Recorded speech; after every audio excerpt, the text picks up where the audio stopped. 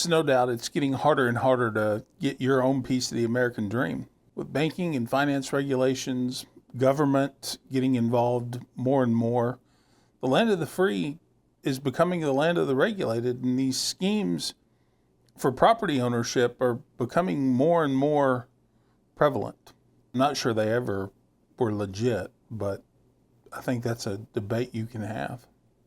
Well, especially like buying property here in Texas, right? And this has been going on in places like Colorado for many, many years, for generations, right? Land sales, it's a sketchy business. And here in Texas, I think we're finally starting to see it in places like far west Texas, where people are going out and buying these bits and bobs of property, kind of out in the middle of nowhere. A lot of them are very largely undeveloped.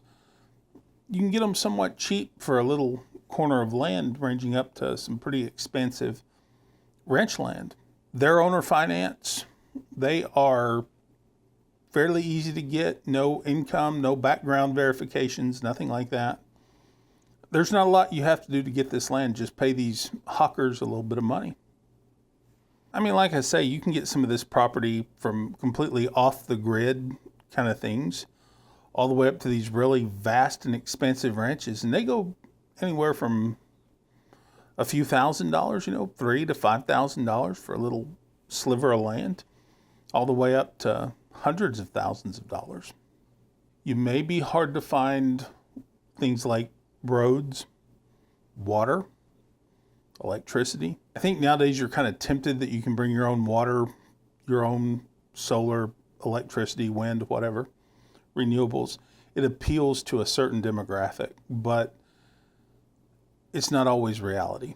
An experiment for this article, for this research content, I experimented with a company called onlinelandsales.com out of Colorado, just to see kind of what they were. I was immediately red flags everywhere.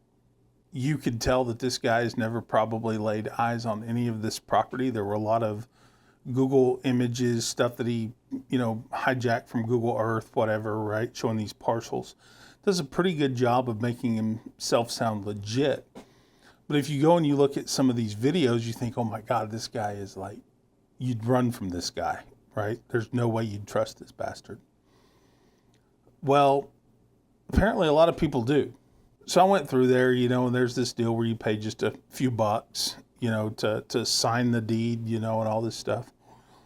Get a copy of it. They put you in some kind of community, online community for off the grid. They send you this little package, and it's worth about $3. But then they let you into this online community with these other off the gridders, It's just a sham built to play off of poor people's psychology. People like myself, or probably like you. This onlinelandsales.com thing that I went to, there were mixed reviews. Some people loved it, some people hated it. But you just got a really sketchy feeling dealing with this guy. It was all about, give me the money, give me the money, give me the money. You'll get refunds, blah, blah, blah, blah, blah. Here, do your due diligence. He kind of legalese it up a little bit. But a pretty good sales pitch. Then reality hits you. You're being taken for a ride. And unfortunately, I think with these kind of situations, that's what these land hawkers do, right? They take people for a ride. We're starting to see them in Texas. You can find land cheap still here in Texas, but it's not going to be much. It's going to be like that land in Castilla County, Colorado. Some of these people have mixed reviews, right? There's mixed feedback on them. Some of them have some positive reviews. I think you can pay for those. Obviously, you can get them. But some people, if you read through the dirt, have reported some issues, like discovering that the properties were previously logged, or there was debris and trash everywhere, but yet they were sold something completely different. They're talking about access to roads being impassable, completely non-usable. And these are associations, right? So they have these little homeowners associations without dues and all this stuff. So But then there's also some big discrepancies. Sometimes the land may be owned by 3 or 4 different people. They're just selling this land over and over and over again. You can see these schemes everywhere on the internet today. Strangely enough, a lot of these companies have A plus, A minus ratings with the Better Business Bureau. I think the Better Business Bureau is something to be called into question these days. But there's a lot of complaints out there with these companies that are even A and A plus and A minus listed. They're going to say it's just, people got into bad deals, they made bad decisions. That's probably true. At the end of the day, I think these real estate hawkers are preying on these people. So if I were going to take this risk, and obviously you can see why people would want to take this risk, because the American dream of owning some property, owning some dirt, right, is becoming more difficult. The government's only making that more complicated. If you're going to do it, certainly visit the property in person. Don't just take Google's word for it, although it seems pretty tempting to get tied into one of these contracts. Visit the property in person before you go there, if at all possible. I think that's good advice. Also, I would recommend probably getting a survey done. Spending some money to do the due diligence is going to save you a lot of problems. I think one of the things that I've seen as I've talked with people and kind of been through this experience is certainly see who's responsible for the roads, see who's responsible for all of the maintenance of all that, whether the property has legal access or not. That's a big question with a lot of these rural parcels, is making sure that there's legal access to this property.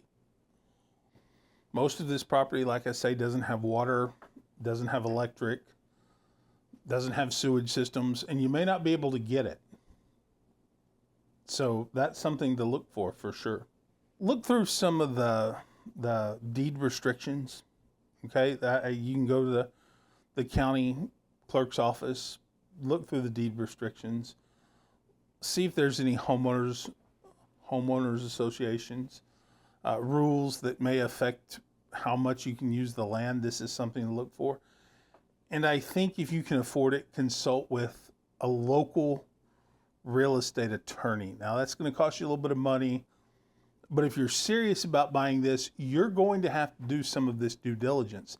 And that's a term that these online land hawkers selling stuff for $150 down, $0 down, $1 down, program fees up front, $199 documentation fee, all this other bullshit that they offer you. They're telling you do your due diligence. If you're going to go down this slippery slope, you probably should do your due diligence.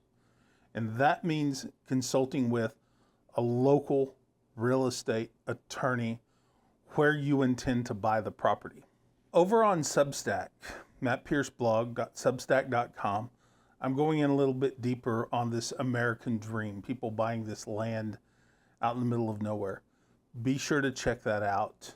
This is a very deep topic that I think a lot of people are going to be interested in, especially as financing, government regulations, restrictions, all of this stuff becomes more prevalent in the USA today and in the future.